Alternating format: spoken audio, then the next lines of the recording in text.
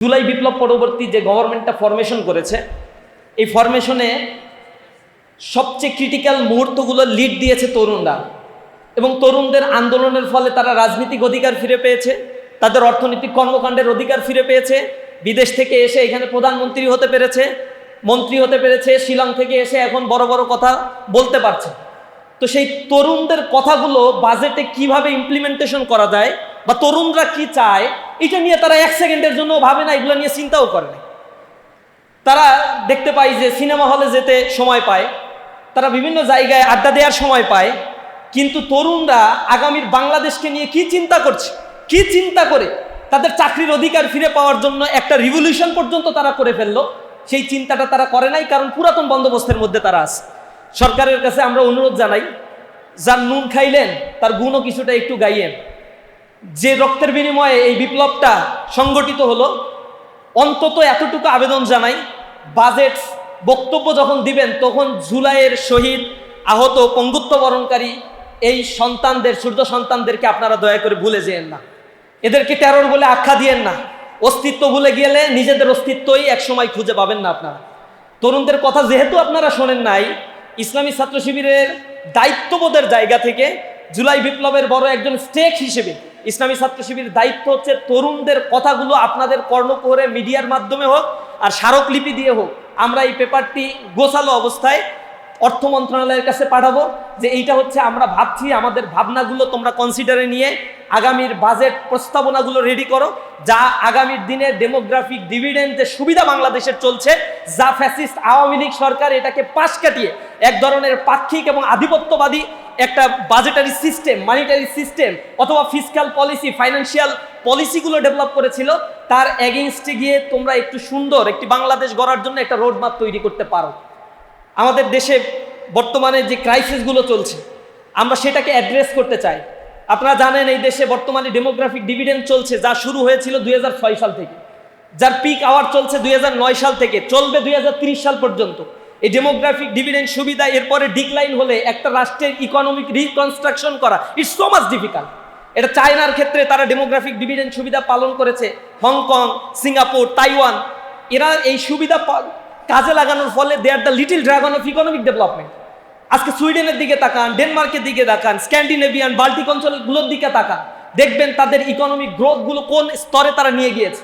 তারা ইকোনমির 80 বছরের পরিকল্পনা করে, কারণ ডেমোগ্রাফিক ডিভিডেন্ড সুবিধা চলে গেলে বাকি 80 বছর তার রাষ্ট্র কিভাবে চলবে, এরপরে মানে বৃদ্ধ ভাতাগুলো কিভাবে তারা দিবে, তার রাষ্ট্রের অন্য অর্গানসগুলো কিভাবে চলবে, এই জিনিসগুলো একটা রাষ্ট্র তার দীর্ঘমেয়াদী পরিকল্পনার মধ্যে নিয়ে আসে। আর আমার দেশের যে ডেল্টা প্ল্যান, মেগা প্ল্যান এগুলো করা হয়েছে, এই প্ল্যানগুলোতে এত বেশি আরবিট্রারি এবং অ্যাগ্রিগেট ডেভেলপমেন্ট যেগুলো ধরা হয়েছে, আননেসেসারি এত বেশি ডেভেলপমেন্ট সেখানে ইনক্লুড করা হয়েছে, ইনকর্পোরেট করা হয়েছে, যা একটা দেশের জন্য বার্ডেন হয়ে গিয়েছে।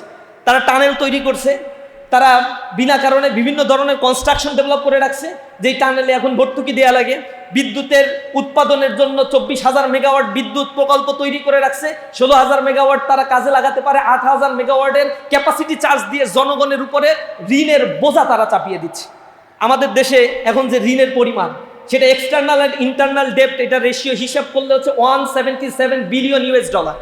এটা হয়তো অর্থনীতিবিদরা বলে যে সমস্যা নাই, আমাদের মতো আন্ডার ডেভেলপ কান্ট্রির জন্য এগুলো আসলেই কোনো প্রবলেম না, 60% পর্যন্ত এগুলো টলারেবল। কিন্তু বাংলাদেশের মতো জায়গার বাজেটারি অ্যানালাইসিস করলে দেখা যায় এইগুলো ট্রেন্ড অ্যানালাইসিস হচ্ছে আপওয়ার্ড স্লোপিং, কন্টিনিউয়াসলি তারা আপওয়ার্ড হচ্ছে। এটা কোনো জিগজ্যাগ না বা বিজনেস সাইকেল না, যে এইবার হচ্ছে বাজেটে এটা রিকভারি করলাম, সামনে একটু বেশি আমি লোন নিলাম, এমন না, এটা একটা কন্টিনিউয়াস প্রসেস। এবং এই বাজেটের যে পরিমাণে ঋণ করা হচ্ছে, সেই ঋণের যে সুদ দেয়া হচ্ছে, সেই সুদ এক্সট্রা বার্ডেন ক্রিয়েট করছে আলটিমেটলি এই দেশের মানুষের উপর। টোটালি সুদ দেওয়া হচ্ছে, টোটাল বাজেটের 1/5% সুদ পরিশোধ করা হয়। 2026 সাল থেকে বাজেটের মূল যে টাকাটা সেটাও পরিশোধ করা, মানে ঋণ যেটা নিয়েছে সেই মূল টাকাও পরিশোধ করা শুরু করতে হবে। সুতরাং এই মূল টাকা আর সুদ পরিশোধ করতে গেলে সরকার ঘামিয়ে যাবে, এটা বলাই যায়, কারণ ধারাবাহিকভাবে তাকে আগামী 30 সাল পর্যন্ত $26 বিলিয়ন পর্যন্ত তাকে ঋণ পরিশোধ করতে হবে। সুদ তো আছেই তার সাথে। এই যে বিগেস্ট একটা ক্রাইসিস সামনে এই বাংলাদেশের জন্য আসছে, এরপরে তারা, আমি শুনতে পেয়েছি এক্সপেনশনারি monetary এক্সপেনশনারি financial policy, fiscal policy তারা নিচ্ছে বা মানিটারি পলিসি তারা নিচ্ছে, কিন্তু এর ইনফ্লেশন রেটগুলো কিভাবে অ্যাডজাস্ট করবে এই জিনিসগুলো তারা ভাবছে না। পারচেজিং পাওয়ার প্যারিটি কমে যাচ্ছে জনগণের। তারা দ্রব্যমূল্যের ঊর্ধ্বগতির কারণে দিন দিন বেকারত্বের পরিমাণ যেমন বাড়ছে, তেমনিভাবে মানে আমরা দেখতে পাচ্ছি প্রায় 6,40,00,000 মানুষ they are living below the poverty line. এই বিলো দ্য পভার্টি লাইনের মানুষগুলোকে তুলে নিয়ে আসার জন্য তারা সোশ্যাল সেফটি নেট প্রোগ্রামের আন্ডারে কিছু কাঠ খেলা শুরু করছে। এই কাঠ খেলতে গিয়া তারা ওই যে এর আগে আলোচনায় আসছে এত সিলি অ্যামাউন্টের কাঠ খেলছে, যেগুলো দিয়ে একজন জনগণের, একজন মানুষের প্রতিদিনকার নিত্য প্রয়োজনীয় অভাব পূরণ করা আদতেও সম্ভব না। এটা এক প্রকার ফাইজলামি করা জনগণের সাথে। সেটা করার জন্যই তারা এই বিভিন্ন ধরনের কার্ড, কৃষক কার্ড, এই সেই কার্ড দিয়ে মানুষ ভোলানোর জন্য প্রজেক্ট তারা নিয়েছে। কিন্তু এত বিগেস্ট বাজেটের সংস্থানটা কোথা থেকে হবে অর্থের? সেখানে 7 লক্ষ কোটি টাকা বাজেট ধরা হয়েছে এনবিআর থেকে, তারা এটা আয় করবে। অর্থাৎ এনবিআর থেকে প্রতি বছর যে লক্ষ্যমাত্রা ধরা হয় তার লক্ষ্যমাত্রা তারা কিন্তু অ্যাচিভ করতে পারে না। আমরা এখানে দেখছি এনবিআর এর ভ্যাট ট্যাক্সের পরিমাণ বাড়িয়ে দিচ্ছে, সেখানে ভ্যাটের পরিমাণ যেমন বাড়ে, ইনকাম ট্যাক্সের উপরে এর প্রেশারটা পড়ছে, পরিবহন খাতের উপরে প্রেশারটা পড়ছে। সামগ্রিকভাবে জনগণের কাছ থেকে এই অর্থের একটা বার্ডেন তারা টেনে নিয়ে যাচ্ছে। আবার তারা যখন টাকার অভাব পড়ে 2 মাস আগেই তারা ওপেন মার্কেট অপারেশন করে ফেলে। ওপেন মার্কেট অপারেশনে তার কাছে টাকা নাই, জনগণের কাছ থেকে এবার টাকা নিতে হবে। ট্রেজারি বন্ডস, আরও এই বন্ডসের 1,10,000 কোটি টাকা কালেকশন করতে হবে। কার কাছ থেকে? জনগণের কাছ থেকে। সুদ একটু বাড়ায় দেন, এরপরে দিতে পারবো কিনা তা পরের বিষয়। 5টা ব্যাংক একসাথে করে দিয়েছে, জনগণকে টাকা দিতে পারছে না। তারা একটা হেড ধরে দিয়েছে যে এইগুলোর উপরে তারা টাকা জনগণ নিতে পারবে না। জনগণ টাকা জমা দিচ্ছে, তার টাকা ফেরত দিতে পারছে না। ব্যাংক থেকে ইন্টারনাল ডেপ্ট যে পরিমাণে নিয়েছে, ইন্টারনাল সোর্স থেকে এই ডেপ্টের পরিমাণ বর্তমান গভর্নমেন্টের প্রায় $100 বিলিয়ন কাছাকাছি, নিয়ার অ্যাবাউট $100 বিলিয়ন। এগুলো নিচ্ছে ব্যাংকিং খাত থেকে এবং বিভিন্ন ফাইন্যান্সিয়াল সোর্সগুলো থেকে এই টাকাগুলো তারা নিচ্ছে। সুতরাং একটা দেশের ডেভেলপমেন্ট বাজেট বা একটা দেশের বাজেটগুলো জনগণের জন্য যদি হয়, তাহলে সেগুলোতে জনগণের রিফ্লেকশন বা জনগণের পারসেপশনের রিফ্লেকশনটা থাকা উচিত, যেটা আমরা খুব বেশি দেখতে পাই না। বাজেটে থোক বরাদ্দ দেওয়া হয় আর থোক লুটপাটের একটা কারখানা হিসেবে বাজেটকে তারা তৈরি করে রাখছে। আপনারা দেখেছেন ব্যাংকিং খাতে বলা হয়েছে 6 লক্ষ কোটি টাকা হচ্ছে ব্যাড ডেপ্ট। এখানে ব্যাড ডেপ্ট, এগুলো আর ফেরত আসার সম্ভাবনা নাই, সব তো পালায় চলে গেছে দেশের বাইরে থেকে। কোত্থেকে এই টাকাগুলো আসবে? তারা ব্যাংকিং খাত ধ্বংস করে রাখছে। এরপরে শেয়ার মার্কেটের অবস্থা খারাপ, ক্যাপিটাল মার্কেটের অবস্থা খারাপ, স্টক মার্কেটগুলো এখনো মরে একটা অবস্থা। সেগুলো টেনে তোলার জন্য এইখানে যে ধরনের পলিসি গ্রহণ করা দরকার, সেই পলিসির দিকে গভর্নমেন্টকে সদিচ্ছা নিয়ে এগিয়ে যেতে হবে। আমরা মানে আদার ব্যাপারই জাহাজের খোঁজখবর এত নিতে চাই না, কিন্তু তরুণদের মূল ফোকাসিং যেটা, সেটা নিয়ে আমি কিছু কথা আপনাদেরকে বলতে চাই। যে জিনিসগুলোকে আমি মনে করি সরকারকে ফোকাস দিতেই হবে, না দিলে এর ব্যাড ইমপ্রেশন এবং ব্যাড ইম্প্যাক্টটা তারা বুঝতে পারবে, কারণ তরুণ সমাজ আবার জবাব দেওয়ার চেষ্টা করবে। আমাদের দেশের মেজর প্রবলেমটা হচ্ছে আনএমপ্লয়মেন্ট প্রবলেম। এখন বাংলাদেশে স্ট্রাকচারাল আনএমপ্লয়েড, ফ্রিকশনাল আনএমপ্লয়েড অথবা ডিসগাইজ আনএমপ্লয়েড, এগুলো ক্যালকুলেশন করলে মোটামুটি হিসেব কিতাব 41 থেকে 50 লক্ষ বেকার আমাদের দেশে আছে। স্ট্রাকচারাল আনএমপ্লয়মেন্ট গভর্নমেন্ট বলছে 27 lakh, but the reality is 31 lakh. এটা হচ্ছে স্ট্রাকচারাল আনএমপ্লয়েড। এর মধ্যে আবার মেজরিটি পোর্শন, মোর দ্যান 30% হচ্ছে অনার্স মাস্টার্স পাস করা স্টুডেন্ট, যারা বেকার হয়ে ঘুরে বেড়াচ্ছে 4-5 বছর ধরে, তাদেরকেও চাকরি দিতে পারছে না। প্রতি বছর এখানে আবার 1 লাখ, 2 লাখ, 3 লাখ করে অ্যাডিশন হচ্ছে বেকারের সংখ্যা। এগুলো রিডাকশন করার জন্য এখানে এক ধরনের পলিসি গভর্নমেন্টের নেয়ার ক্ষেত্রে সদিচ্ছার অভাব আমরা দেখতে পাই। এখানে ফরওয়ার্ড এবং ব্যাকওয়ার্ড কিছু লিঙ্কেজ আছে। একটা বাজেট যখন করা হয়, সেই বাজেট অ্যালোকেশনও করা হয়, কিন্তু বাজেট প্রপারলি ইউটিলাইজেশন এবং ইমপ্লিমেন্টেশন হয় না কতগুলো কারণে। এগুলো হচ্ছে করাপ্টেড অ্যাডমিনিস্ট্রেশনাল সিস্টেমের কারণে এগুলো মূলত ইমপ্লিমেন্টেশন হয় না। দ্বিতীয় হচ্ছে এখানে একে তো অ্যাডমিনিস্ট্রেশন করাপ্টেড, এরপরে আছে হচ্ছে রাজনীতিবিদ যারা রয়েছে তারা হচ্ছে করাপ্টেড। এই করাপ্টেড রাজনীতিবিদরা আওয়ামী আমলে শ্বেতপত্রে আমরা দেখেছি, ইন্টারিম গভর্নমেন্ট বলেছে $240 বিলিয়ন শুধু দেশ থেকে পাচার হয়েছে। এই পাচারের পরিমাণ হচ্ছে টোটাল বাংলাদেশে যে অ্যানুয়াল ডেভেলপমেন্ট বাজেট বিগত 7-8 বছরে করা সম্ভব, ওই পরিমাণ টাকা শুধু বিদেশে পাচারই হয়ে চলে গেছে। পাচারগুলো করছে কে? রিক্সাওয়ালা, কুলি মজুর তো পাচার করে না, পাচার করছে সব রাজনীতিবিদরা অথবা আমলারা। এই দুর্নীতিগ্রস্ত আমলাদের কারণে সোশ্যাল সেফটি নেট প্রোগ্রামের নামে যে 1,20,000 কোটি টাকার উপরে বাজেটে বরাদ্দ দেওয়া হয় তা জনগণের কাছে যায় না, তা যায় রাজনীতিবিদদের পকেটের মধ্যে। এগুলো কমাতে হবে, এই ব্যাপারে টাস্কফোর্স গঠন করতে হবে এবং অ্যান্টি করাপশন কমিশনকে স্বাধীনভাবে এখানে কাজ করার অনুমতি দিতে হবে। দ্বিতীয় হচ্ছে আমলাতান্ত্রিক রেট্টিপিজম, আমলাতান্ত্রিক যে জটিলতার কারণে এই বাজেটগুলো প্রপার ইউটিলাইজেশন হচ্ছে না, এই জিনিসগুলোকে আগে মাথায় রেখে যদি সরকার তার বাজেটের পলিসি, ফাইন্যান্সিয়াল পলিসিকে ডেভেলপ করতে পারে তাহলে সেটা আলটিমেটলি একটা ভালো রেজাল্ট দিতে পারে। আনএমপ্লয়মেন্ট প্রবলেমের কথা বলছি, এইটা দূর করার জন্য প্রথমত সরকারকে ইন্ডাস্ট্রি অ্যাফিলিয়েটেড এডুকেশন সিস্টেম চালু করতে হবে, research based masters education system চালু করতে হবে, তার স্কুল এবং মাদ্রাসা কলেজের শিক্ষার ক্ষেত্রে কারিগরি অ্যাফিলিয়েশন লাগবে, যেটার ক্ষেত্রে মোটেও তাদের সদিচ্ছা নাই। এখানে শিক্ষা ক্ষেত্রে যে বাজেট বাংলাদেশে দেওয়া হয় তার টোটাল বাংলাদেশের বাজেটের 12%, কখনো এটা 13% হয় টোটাল জিডিপি।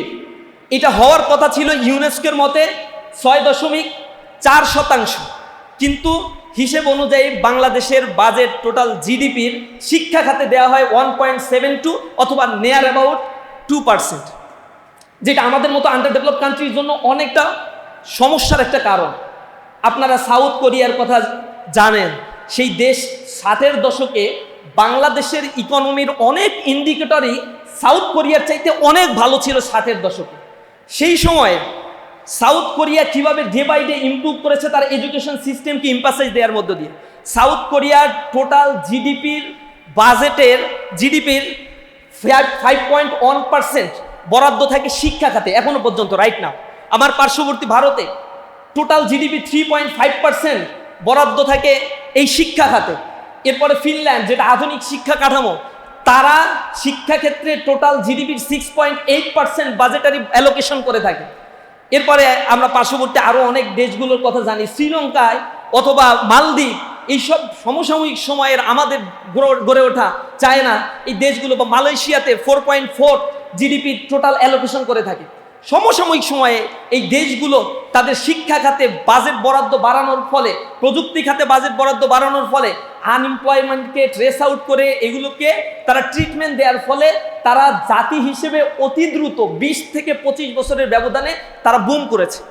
অর্থনীতিতে এই বিগ পুশ দরকার। এই বিগ পুশের জন্য শিক্ষা খাতে ইসলামী ছাত্র শিবিরের স্পেসিফিক পরামর্শ হচ্ছে সেখানে অবশ্যই বাংলাদেশের বাজেটের 18 থেকে 20% বরাদ্দ দিতে হবে।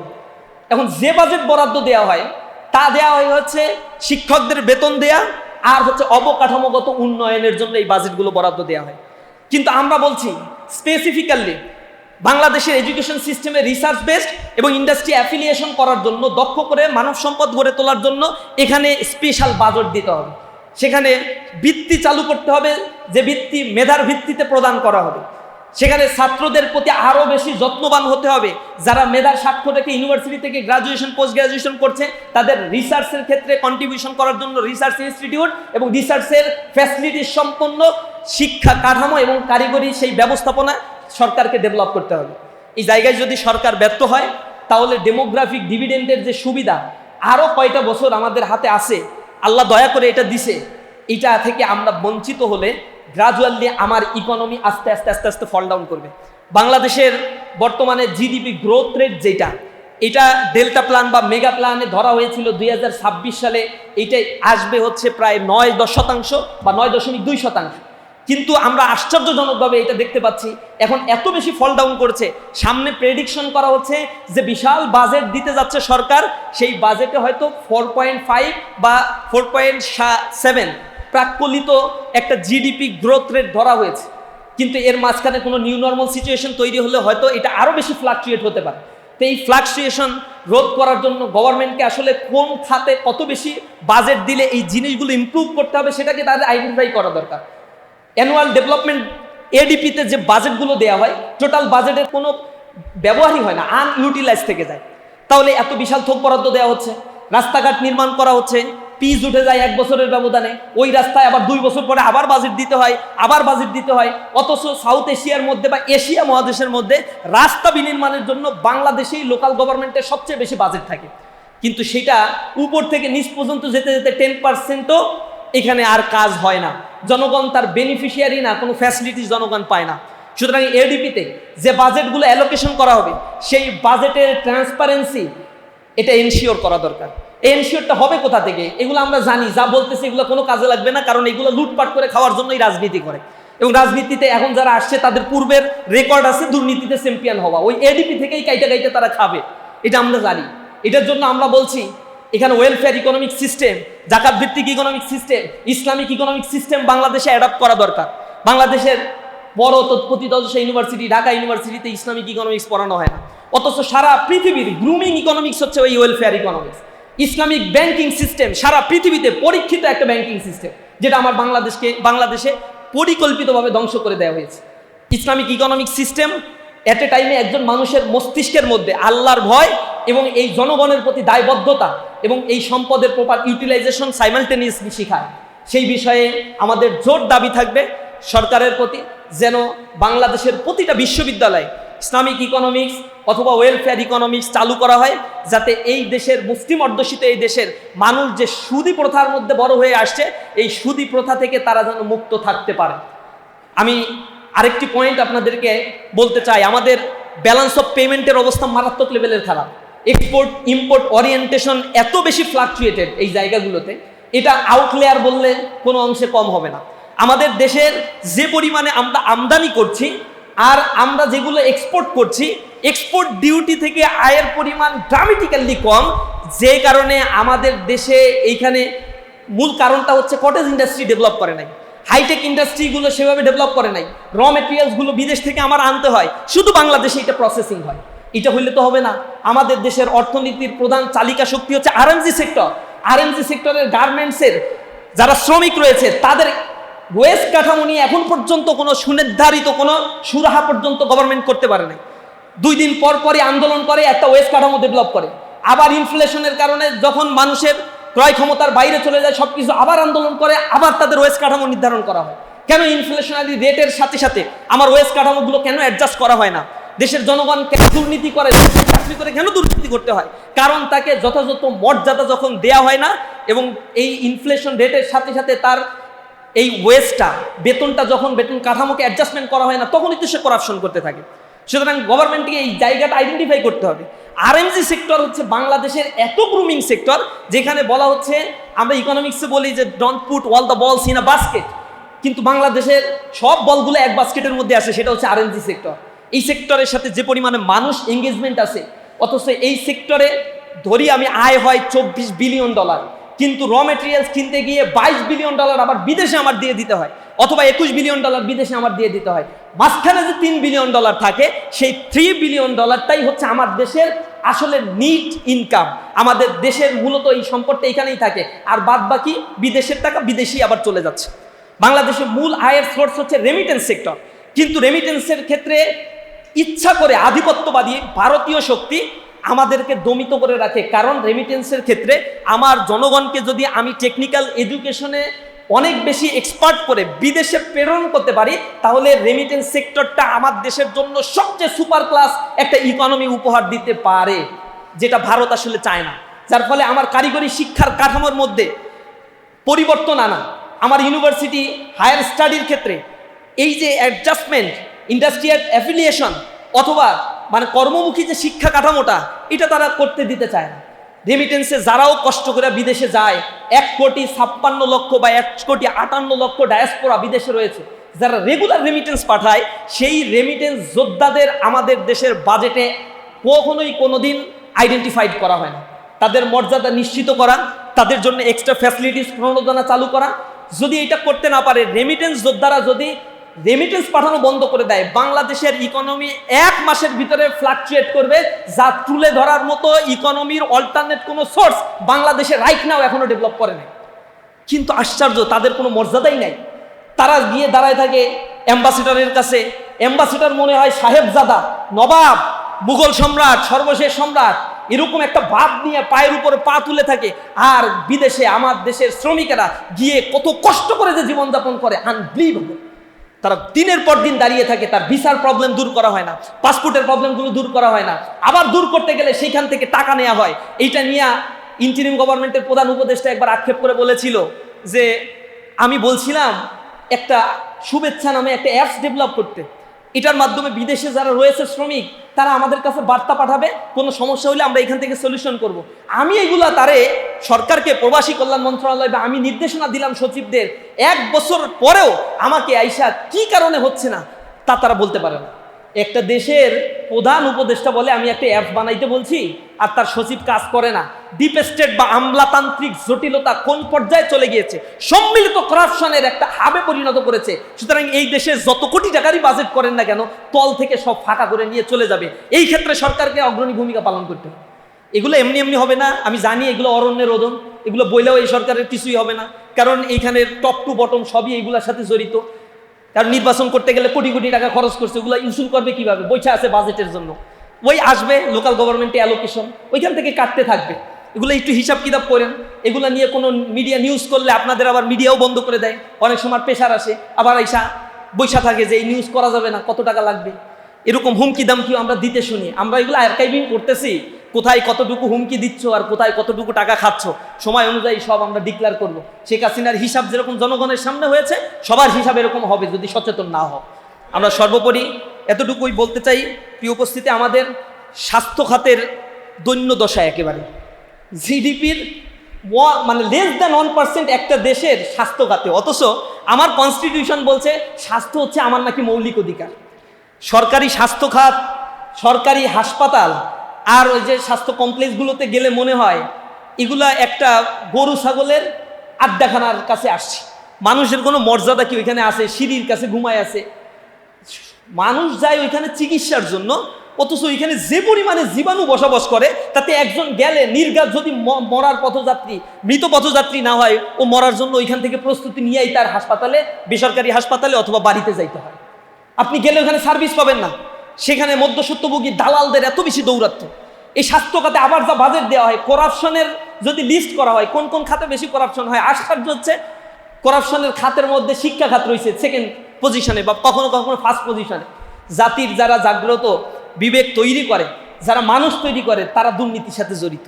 ইউজিসিতে কোটি কোটি টাকা লোপাট হয়, জনগণের জন্য বরাদ্দ, ছাত্রদের জন্য বরাদ্দ হয়। ইউজিসিতে যে পরিমাণে টাকা বরাদ্দ করা হয়েছে, আমি হিসাব করে দেখছি যে এইগুলা বিগত 15 বছরে ইউজিসিতে যা বরাদ্দ, তাতে ঢাকা ইউনিভার্সিটিতে একটা ছাত্র ফার্স্ট ইয়ারে ভর্তি হলে তার হল ছাড়া থাকার কথা না, কিন্তু ইউনিভার্সিটিগুলো তার হল দিতে পারে না। রাজশাহী ইউনিভার্সিটি 70% স্টুডেন্ট হল পায় না, অসহায় জীবনযাপন করে।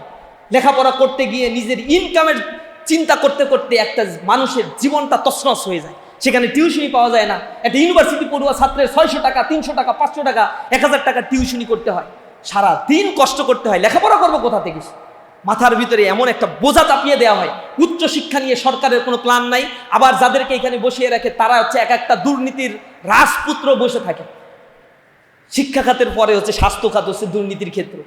যারা এইখান থেকে টাকা লোপাট করে, এদের সন্তান মানুষ হওয়ার কথা না, এদের সন্তান মানুষ হওয়ার কথা না, এদের স্ত্রী পরিবার পরিজন মানুষ হওয়ার কথা না। কারণ মানুষের টাকাগুলো লোপাট করে তারা নিয়ে যাচ্ছে। আমরা ট্যাক্স দেই, আমরা ভ্যাট দেই, আপনি তো ডিরেক্ট বা ইনডিরেক্ট ট্যাক্সের টাকা আপনারও দিতে হয়। আপনি সাংবাদিক বসে আছেন, আপনারও দিতে হয়, আমারও দিতে হয়। আমি একটা জামা পরলেই আমার 15% ট্যাক্স কেটে নেয়, এবং এইটাই হচ্ছে সরকারের আয়ের সবচেয়ে বড় ক্ষেত্র, ভ্যালু অ্যাডেড ট্যাক্স, যেটা you are bound to pay. আমার কাছ থেকে ট্যাক্স নেয়, রিক্সাওয়ালার কাছ থেকে ট্যাক্স নেয়, যে ট্যাক্স নিয়ে এই প্রতিরক্ষা ব্যবস্থা, অ্যাডমিনিস্ট্রেশন সিস্টেম, এই গভর্নমেন্ট সিস্টেম চলে, সেই ট্যাক্সের অধীনে আমাকে একটু স্বাস্থ্যসেবা সরকার দিবে, সেই স্বাস্থ্যসেবার ক্ষেত্রেও গড়িমসি করে তারা। আমরা বলবো স্বাস্থ্য খাতে ন্যূনতম 5% বরাদ্দ জিডিপির দিতে হবে গভর্নমেন্টকে। এটা যদি দেওয়া হয় তাহলে আমাদের দেশের যে দৈন্যদশা রয়েছে, প্রাইভেটাইজেশন, প্রাইভেট হাসপাতাল বা স্বাস্থ্যমন্ত্রী যারা হয়, প্রতিমন্ত্রী যারা হয়, ওইখানে যারা আছে, ইয়ার আর এক জগৎ। তাদের আবার এত বড় বড় প্রাইভেট হসপিটাল, এরা ওই দিকে কোনোদিন নজর দেয় না, কারণ পাবলিক হসপিটাল ডেভেলপ হইলে ওই প্রাইভেট হসপিটালের ব্যবসা সব তো বন্ধ হয়ে যাবে। মেশিন যেগুলো কেনার জন্য বাজেট হয়, প্রাইভেট হসপিটালের চাইতে বেশি বাজেট হয়, কিন্তু আশ্চর্যজনক হলেও সত্য, সবচেয়ে ভাঙাচুরা মেশিন সরকারি হাসপাতালে থাকে। তো 6টা এক্সরে মেশিন থাকলে সব সময় 5টা অকেজো থাকে, একটা মোটামুটি চলে। ইন্সপেকশনে আসলে কিন্তু আবার 5টা সচাল হয়ে যায়। এই হচ্ছে আমার দেশের জনগণের অবস্থা। আমাদের দেশের শিক্ষা খাত, স্বাস্থ্য খাত, প্রতিরক্ষা খাতের বরাদ্দ দেওয়া হয় শুধু বেতন দিয়েই শেষ। এখানে কোনো গবেষণা নাই, এখানে কিভাবে ড্রোন তৈরি করতে হবে, মিসাইল তৈরি করতে হবে, তার কোনো ইঞ্জিনিয়ারিং শেখানো হয় না। আমাদের দেশের এইরকম খাত ধরে ধরে বলতে গেলে এই দেশটা একটা অতল গহ্বরের মধ্যে পতিত রয়েছে। প্রতি বছরই বিশাল বিশাল অ্যামাউন্টের বাজেট করা হচ্ছে, জনগণের মাথাপিছু আয় 2000 মার্কিন ডলার, 2700 মার্কিন ডলার ছাড়িয়ে যায়, কিন্তু শুভঙ্করের ফাঁকি আসলে আপনি 1000 মার্কিন ডলারও ভোগ করতে পারেন না, কারণ ইনকাম ডিসপারশনটা এত বেশি। মাত্র 20% মানুষ এদেশের 90% সম্পদ জিম্মি করে রাখছে। আশ্চর্যজনক হলেও এইটাই সত্যি। আর বাদ বাকি 10% সম্পদ বাকি মানুষেরা ভোগ করে থাকে। সুতরাং আমরা যে সম্পদগুলো পাচ্ছি এগুলো আসলে আমাদের খালি শেখানো হয় যে আমরা হচ্ছে ওই 2700 মার্কিন ডলার, এবার বাজেট দিয়ে বলবে দেখো 3000 মার্কিন ডলার আমরা ছাড়িয়ে গিয়েছি মাথা পিছু আয়। ফাইজলামির কোনো জায়গা নাই। ওইখানে যদি আমরা গিনি কোএফিসিয়েন্ট অ্যানালাইসিস করি তাহলে দেখব ইনকাম ডিসপারশনের লেভেলটা এত হাই, ইউ কান্ট ইমাজিন। পুঁজিপতিরা পুঁজিবাদী হচ্ছে, অনেক বড় লোক হয়ে যাচ্ছে, আর নিম্ন স্তরের মানুষেরা, মিডিল স্তরের মানুষেরা যারা দিন রাত কঠোর পরিশ্রম করে 20,000 টাকা ইনকাম করতে পারে না, এই মানুষগুলোর হাড় ভাঙা পরিশ্রমের উপর ট্যাক্স আরোপ করে আলিশান জীবনযাপন করে। এদেশে এনবিআর থেকে আয় হয় না কেন? কেন ট্যাক্স রেট এত বেশি বাড়িয়ে দিতে হবে? এদেশের যা ট্যাক্স পেয়ার রয়েছে, যারা ট্যাক্স দেওয়া সক্ষম, তার মাত্র 25% মানুষ এই দেশে ট্যাক্স দেয়, 75% ট্যাক্স দেয় না। আর এই 75% অ্যানালাইসিস করে দেখা গিয়েছে তারা সবাই সরকারি ছত্রছায়ায় প্রতিপালিত। বিশাল বিশাল রাঘব বোয়াল, কোটি কোটি টাকা ট্যাক্স দেওয়ার কথা, কিন্তু ব্যাংক থেকে লোন নিয়ে এমন পরিস্থিতি করে বাড়ায় যে ওর সাইতে এতিম, দুস্থ, অসহায় আর কেউ নাই, পারলে ওরে 2 টাকা ভিক্ষা দিতে পারলে মনে হয় ভালো লাগে। পরিস্থিতি এমন করে ফেলে। বড় বড় ইন্ডাস্ট্রিয়ালিস্ট খুঁজে দেখবেন ব্যাংকে লোন নিয়ে বলে আমার ট্যাক্স দেবো কোথায়, আমি তো সব লোন। কোটি কোটি টাকা লোপাট করছে ব্যাংক থেকে, টাকাতে পরিণত হয়েছে।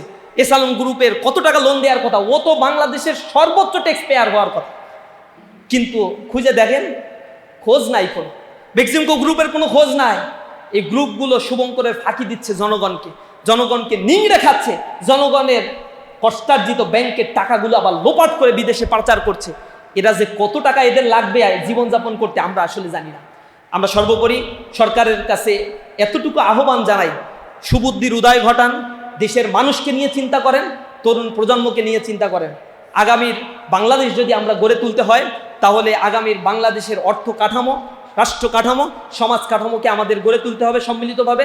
আজকের এই তারুণ্যের বাজেট ভাবনায় যারা উপস্থিত হয়েছেন, সম্মানিত অতিথিবৃন্দ, প্রিয় সাংবাদিক বন্ধুগণ, সম্মানিত উপস্থিতি, সকলকে ইসলামী ছাত্র শিবিরের পক্ষ থেকে আন্তরিক ধন্যবাদ, মোবারকবাদ জানিয়ে আমার কথা শেষ করছি। আসসালামু আলাইকুম ওয়া রাহমাতুল্লাহি ওয়া বারাকাতুহু।